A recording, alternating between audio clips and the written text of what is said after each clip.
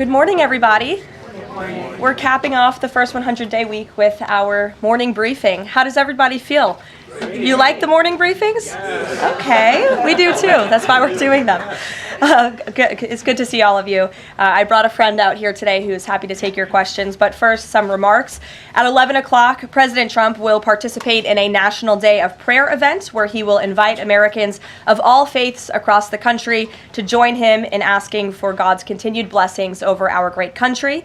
During the event, the president will sign an executive order establishing a Religious Liberty Commission. Later today, President Trump will travel to the University of Alabama to deliver a commencement address to the graduating class of 2025. Last night, we saw yet again why President Trump is our deal maker in chief. We secured a historic agreement to establish the United States-Ukraine Reconstruction Investment Fund. This is a first-of-its-kind economic partnership for the reconstruction and long-term economic success of Ukraine that the United States will greatly benefit from. This partnership represents the United States taking an economic stake in securing a free, peaceful, and sovereign future for Ukraine. This partnership establishes a fund that will receive 50% of royalties, license fees, and other similar payments from natural resource projects in Ukraine. President Trump has been clear from the beginning. He wants the killing in this brutal war to end. This agreement shows how invested the president is in securing a truly lasting peace.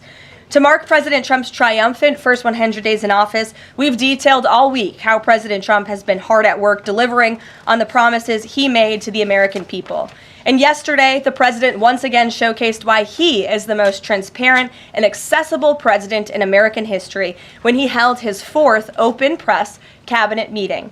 Every cabinet secretary went into great detail, explaining how their respective agencies are making life better for American families and businesses. And then the president allowed all of you to ask questions on anything you wanted afterwards. One of the main reasons President Trump won nearly 80 million votes, swept all 7 battleground states, and received a resounding mandate from the American public is because of the contrast he presented during the campaign and continues to this day. Everything in President Trump's agenda is grounded in one thing: common sense. While the Democrat Party went off the deep end and doubled down on pure craziness, President Trump pledged to restore common sense back to the United States of America. In a little more than 3 months, that's exactly what he's done. He recognized that America is a sovereign nation that cannot survive if it does not protect its territorial borders. So he secured the border in record time and ended the mass invasion of tens of millions of illegal aliens into our homeland. The president knows his top responsibility is ensuring the safety of the American people, which is why he's arresting violent illegal alien invaders in our communities who threaten our public safety.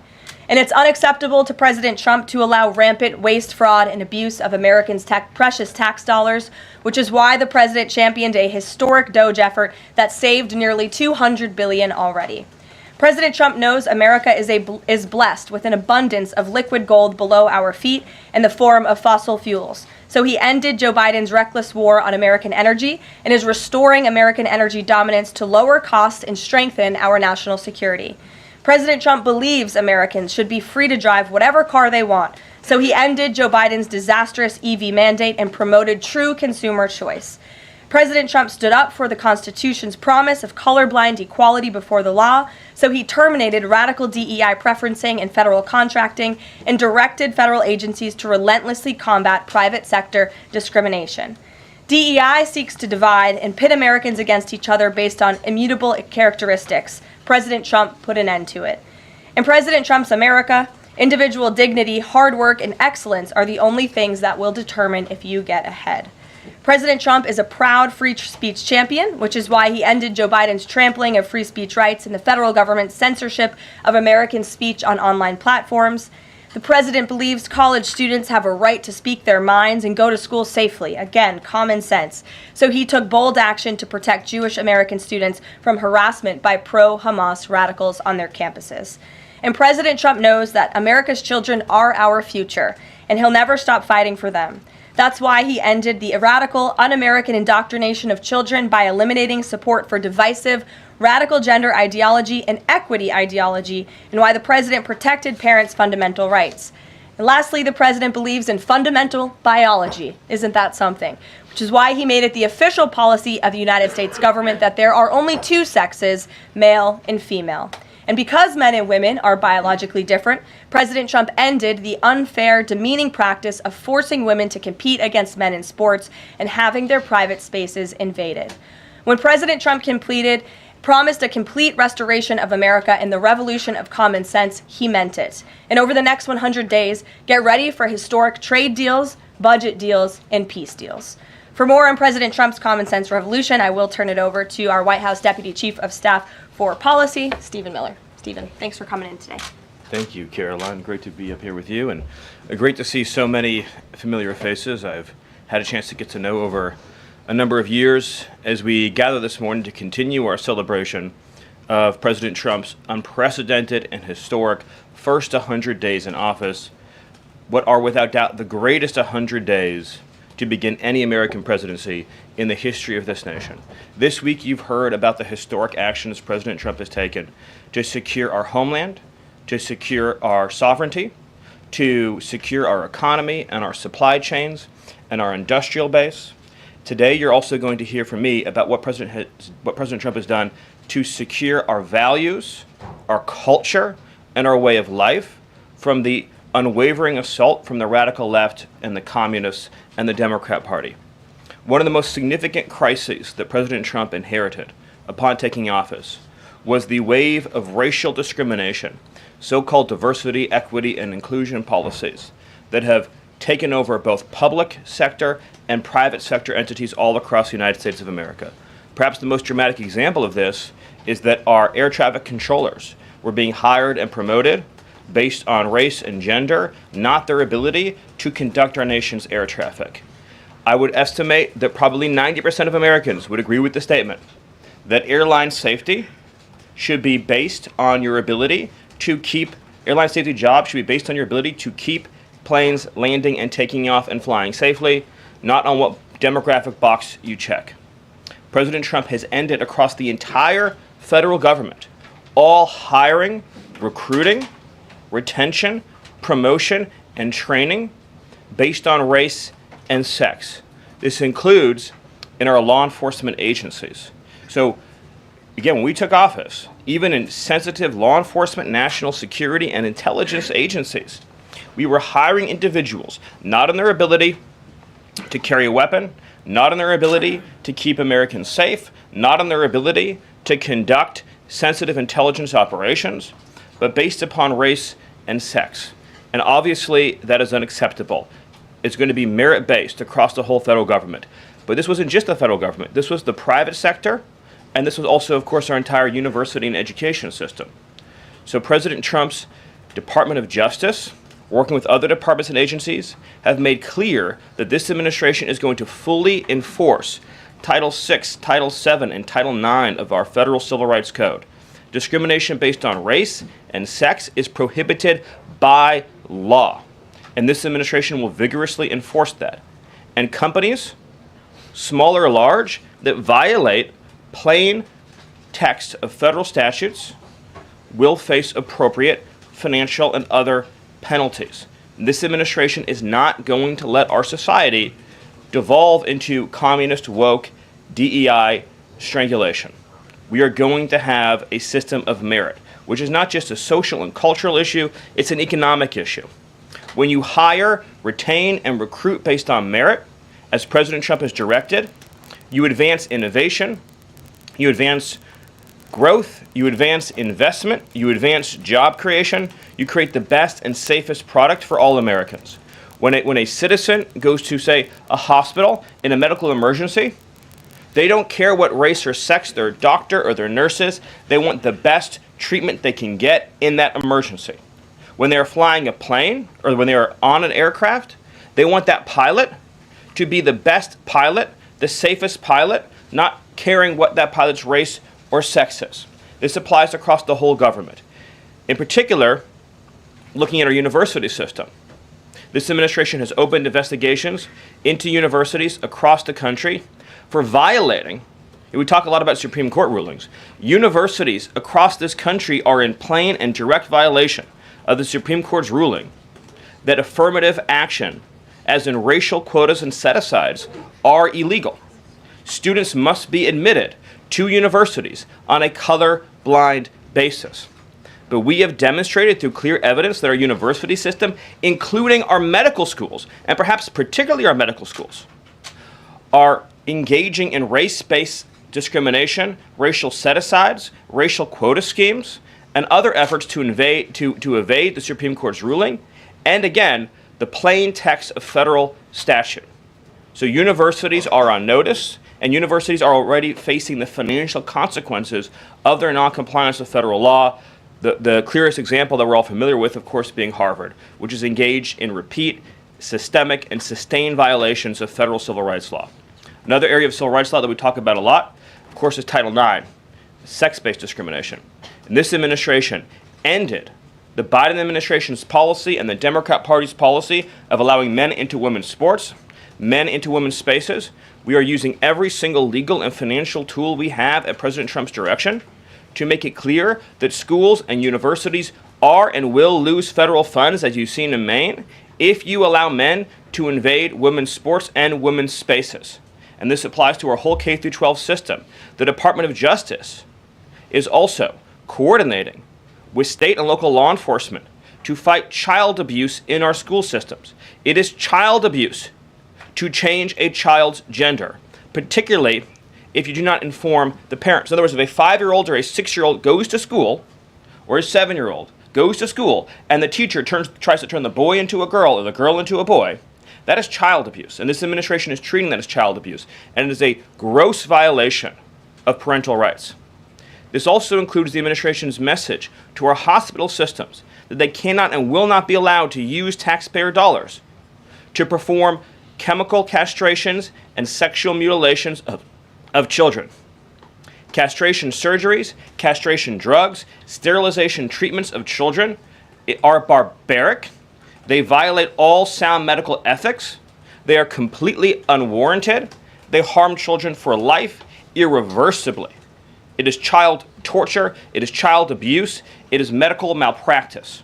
And so the Department of Health and Human Services, under the leadership of Bobby Kennedy, as well as the Department of Justice and other departments of this government, are making clear to our medical providers and our hospital systems that you cannot use taxpayer dollars to perform these barbaric procedures on America's children. And HHS has systematically eliminated all of the junk, fake science that was produced under the Biden administration, promoting sex changes on children, promoting the idea of sterilizing children. That's been cleaned out. That's been removed, and new guidance is being issued to doctors and hospitals advising them that they cannot perform these horrifying procedures, these irreversible procedures on our nation's children. We are also making clear in our prison system, male prisoners will not be allowed into women's prisons. The Biden administration promoted prison rape by putting men into female prisons. That is obviously insane, cruel, and unacceptable. And even though the Democrat Party and Hakeem Jeffries and the Democrat media continue to fight to put men into women's prisons, this administration will not allow that. And will not allow men, as well, in our K-12 system, into women's private spaces and restrooms.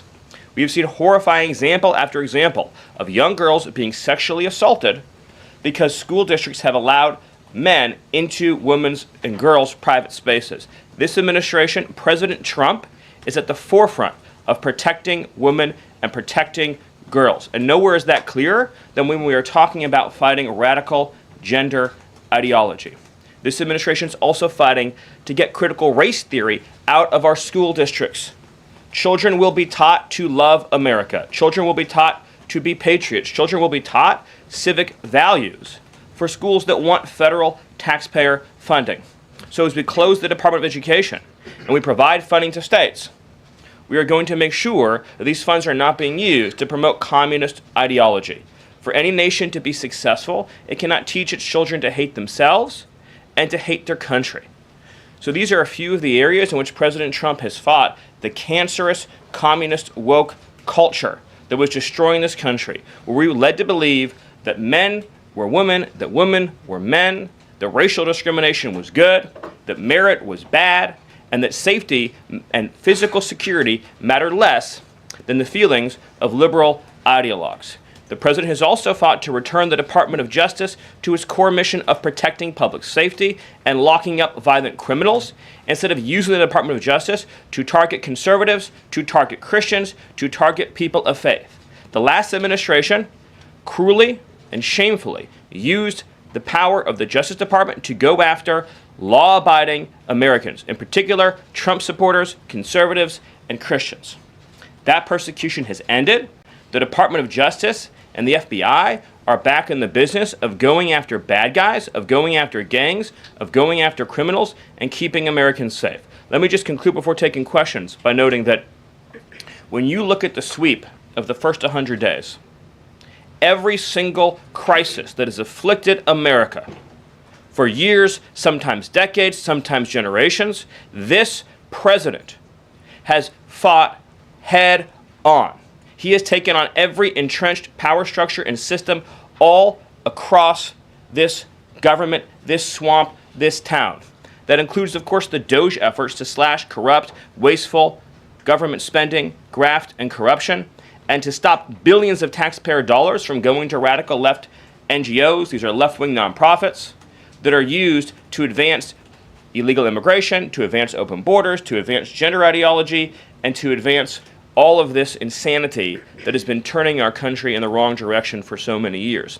President Trump took head on the trade crisis afflicting this country with the destruction of our manufacturing and industrial base, the shameful betrayal of the American worker by Joe Biden and the globalists that sent all of our supply chains overseas. He took head on the catastrophe of mass, unlimited illegal immigration that was turning us into a failed third world state, and achieved the lowest level of illegal immigration in recorded history without even a close second.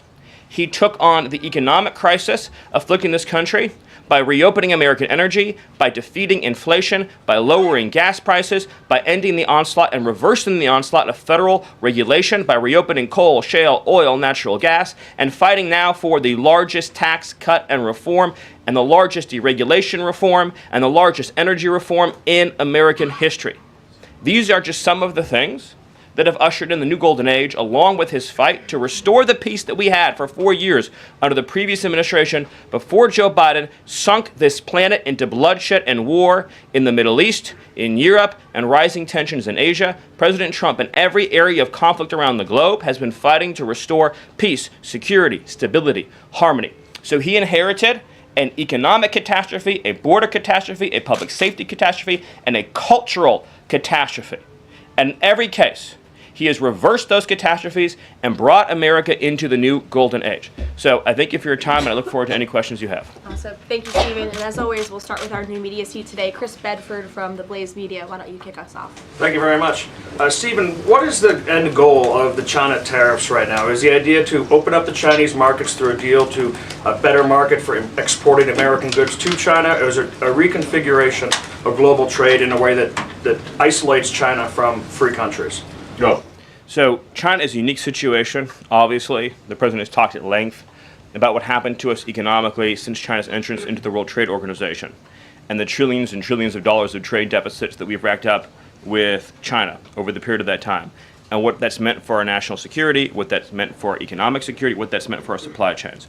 Obviously, right now, the Secretary of the Treasury is in the process of developing a plan that will answer the questions that you're talking about, but the president's goals have been very clear on these points, which is that he is not going to allow China to continue to steal our intellectual property, to continue to illegally dump and subsidize their goods in our markets, to manipulate their currency, to rack up an unsustainable trade deficit. We need to have a trade relationship with China that does not do harm to our nation's economic and national security. And that has to be the guidepost of any objective. At the same time, tariffs will bring significant revenue into this country that will allow us to pursue our dramatic plan of tax cuts and reforms. Awesome. Great. Bloomberg, go ahead.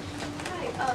First, as well, similar to that question, I'm curious, Kevin Hassett, when you see NBC this morning, he said that they were expecting some sort of news on tariffs by the end of the day. Do you have any insight into that? I don't want to get ahead of any announcement, but I'll just reiterate that Right now, countries from all over the world, because of President Trump's leadership, are desperate and dying to make trade deals with the United States. We're going to evaluate each of those deals, and President Trump is personally involved in making sure that these negotiations serve only one interest, which is the interest of the United States of America, and we'll end up with a deal in these cases where, yes, the other countries, obviously, will have their own demands and their own interests, but nothing will go into effect that doesn't serve the interests of America and the American people. Thank you. Stephen, this morning GM is putting a dollar figure on how much the president's tariffs will impact the company. The CEO says tariffs will cost GM between $4 and $5 billion this year. The CEO of Ford says he can't commit to not raising prices because of tariffs. Is the administration open to doing more to give automakers relief? The question, unfortunately, misses the entire point, which is that U.S. automakers have announced dramatic investments and expansions inside the United States. American auto plants are growing, they are expanding, they're opening new facilities, they're expanding existing facilities that are already in operation, because it is now the case that for the first time in our lives, that American cars receive preference in America's markets.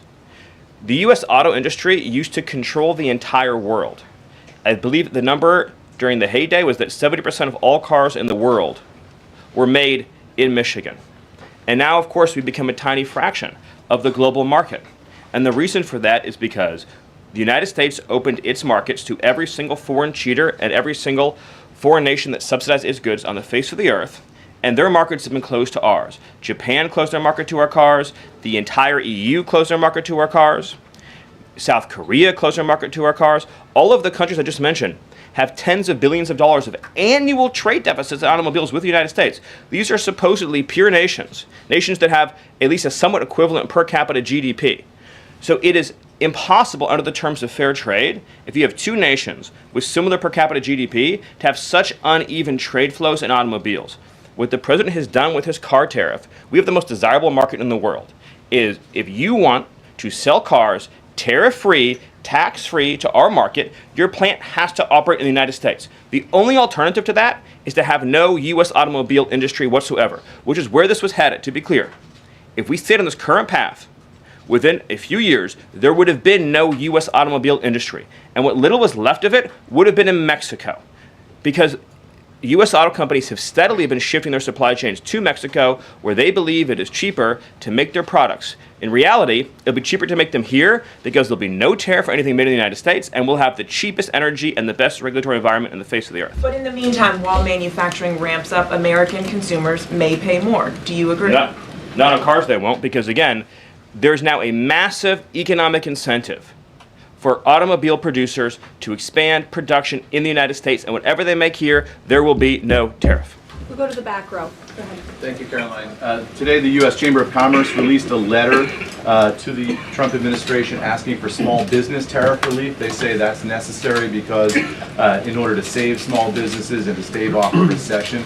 Stephen, is the administration considering small business tariff relief? The relief for small businesses is going to come in the form of the largest tax cut in American history. A tax cut, by the way, that every single Democrat is planning to vote against. They're voting for a tax hike on every middle-class family of about $4,000.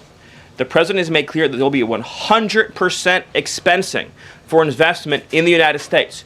Companies that invest in the United States will be able to deduct 100% of that cost from their tax liability. This will be the most pro-small business tax bill in American history.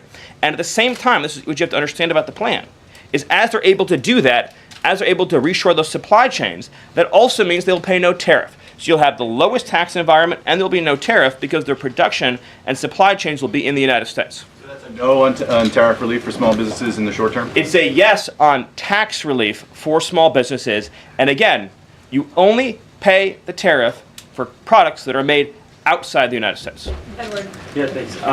So on the rare earth mineral deal that was signed last night, when can that deal be operationalized? What's the time frame? And what kind of leverage does that give Ukraine over Russia? I think the more important point about the Ukraine deal, and I would hopefully have an update for you soon on how quickly it can be operationalized, but we'll be moving at full speed, not only on that mineral deal, by the way, but on every mineral deal that this president has been unleashing. So we're opening up mines all across this country. We're also pursuing energy and mineral deals all over the world. Since the president issued his executive order also on deregulating coal, we've seen dramatic coal production increases already in the United States. So we're taking advantage of the trillions of dollars in coal wealth and mineral wealth that exists in the United States. We're a very mineral-rich country. But with respect to that deal, we'll move it and operationalize it as fast as we possibly can. But it's meant to pay back the United States, this is the key point, for the hundreds of billions of dollars that our taxpayers have spent subsidizing the war in Ukraine. So it is repayment to the United States. And that's one of the most important points to understand about it. What's the leverage? Does it give? What kind of leverage does it give? The president's goal, again, is to end the killing, to achieve a peace settlement. That remains, of course, the overriding objective. Thank you so much, Caroline. Thank you, Stephen. Thank you.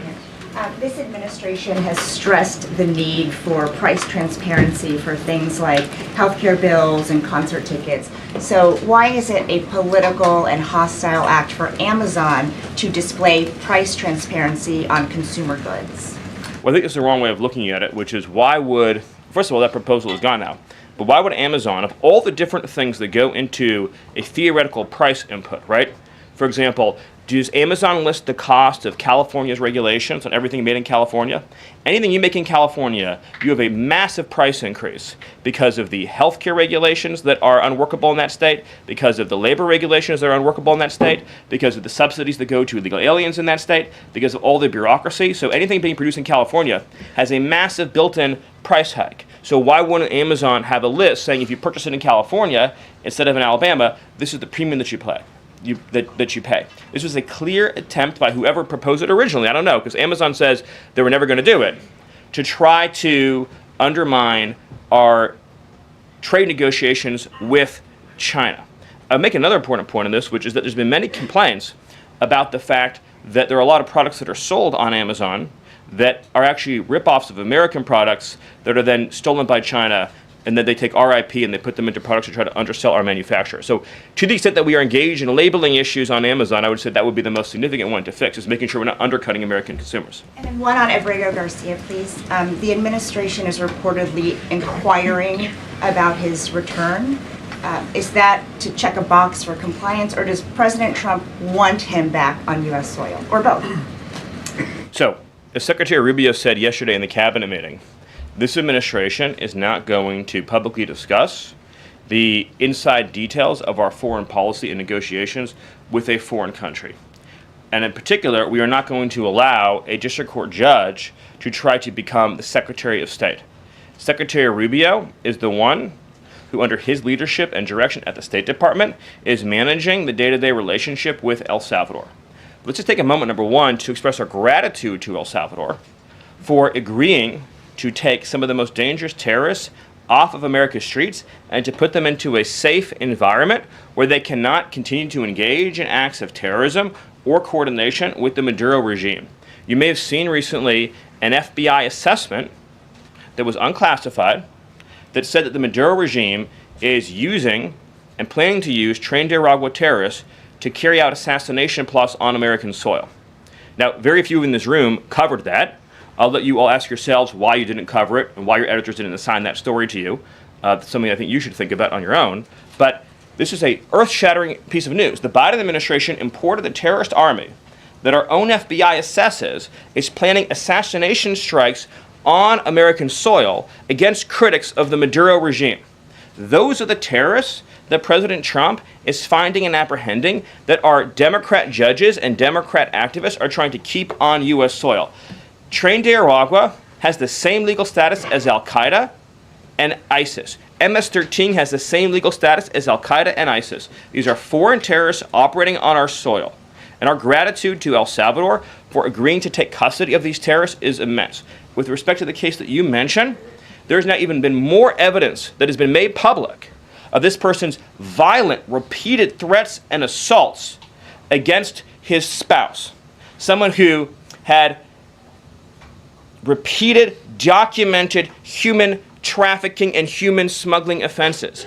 Somebody that has extensively documented membership in MS-13, a terrorist organization, and of course he had MS-13 tattooed on his knuckles. This is a person that was a clear and present danger to the safety of the American people. And it is a sad reflection on the state of our media and many of the outlets represented in this room that you obsessively try to shill for this MS-13 terrorist. Well, no coverage occurred in your papers about any of the Americans that were raped and tortured and murdered by the illegals that Biden was importing into our country. You talk about due process.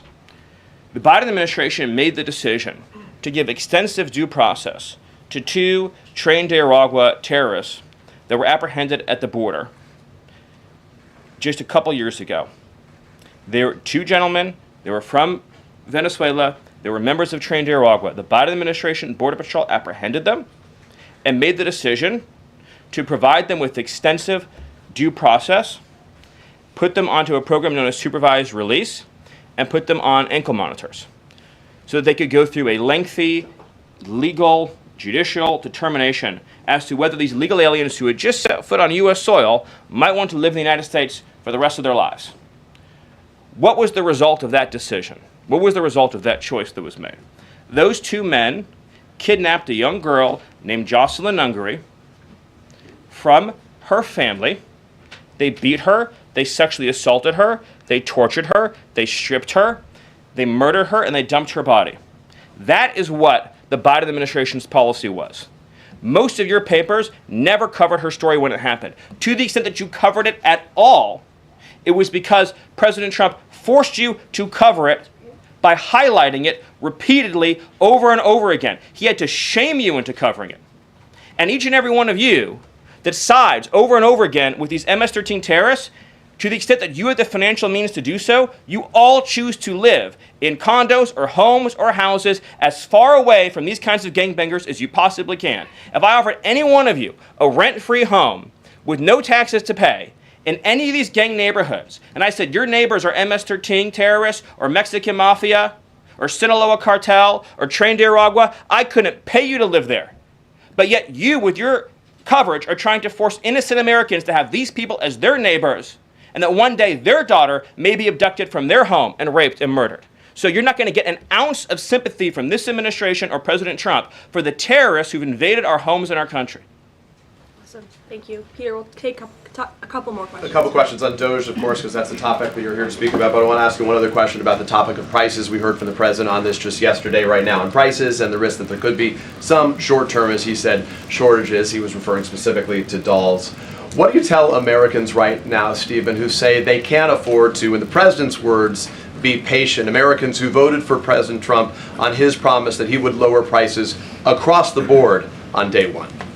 But he did lower prices across the board on day one. Well, grocery prices last month went up 0.4%, of course. So I mean, just across the board, not exclusively eggs. Inflation, as you would acknowledge, is down substantially. Gas prices are down substantially. The new GDP report showed a 22% record increase in investment in the United States of America. So all of the, and don't even, egg prices, of course, which was all you guys talked about for a few days, I think are down like 80%. The reality is that we can either surrender economically to China, or we can reclaim and reshore our manufacturing base and our industrial needs. And it's not just China. In the event of any national emergency, this is the president's first duty as commander-in-chief. In the event of any national emergency, we cannot be reliant on foreign countries for steel, aluminum, energy, technology, any of the essential components that we need to keep this country running. He is fulfilling his duty as commander-in-chief that every president before him had failed to fulfill or even actively betrayed. And despite inheriting all of this, as I mentioned, inflation down, jobs up, and particularly, by the way, jobs for American workers. So for the first time, you look at these jobs reports, the government workers are going down, which artificially, of course, increased previous job totals. The employment of non-citizens is going down. The employment of American citizens is exploding. Remember, all the job gains during the Biden administration, so-called gains, on net were for foreign workers. So if you look at the stock of American workers over his whole administration, they lost jobs on net. So if you're an American worker, you lived through 4 years of a Biden depression. That was the economic reality that now that President Trump is rescuing. And again, if you make your product in America, there's no tariff. And as we develop advanced manufacturing techniques, increased AI, increased robotics, it'll be cheaper and cheaper and cheaper to manufacture in America. But to be clear, you said that prices have gone down across the board. The president himself acknowledged that on toys you may end up paying, on dolls he was referring to, you may end up paying a little bit more right now. So in terms of he was making the point that I think almost every American consumer agrees with. If they had a choice between and I'm a parent of young children, you had a choice between a doll from China that might have, say, lead paint in it, that is not as well constructed as a doll made in America that has a higher environmental and regulatory standard and that is made to a higher degree of quality. And those two products are both on Amazon, that yes, you probably would be willing to pay more for a better made American product. But here's the key point. With the tax cuts, the regulation cuts, the energy price decrease, and everything else that President Trump is doing to unleash this era of American prosperity and prevent the road we were on to get off that road of financial ruin and doom, means that it will be cheaper than ever to make and manufacture in America. I think that answers your question. So I'm going to follow one more. Stephen, can I just... Can I ask the Doge question? Can I ask about Doge? So much interest this morning. Peter, we just gave you 2 questions. Brian, go ahead. Doge, but I'll wait. That's okay. Thank you. Last night, Kamala Harris delivered her first major speech after losing the election. She attacked Trump personally, attacked the policies. Any comment from the White House on that? Well, I think it was a great reminder to the American people of just how blessed we all are that the leader sitting in the Oval Office today is President Donald Trump and not President Kamala Harris. It was a helpful reminder of just what a travesty and a tragedy that would have been. It would have been the end of America. And it gives me a chance to bring this whole thing home.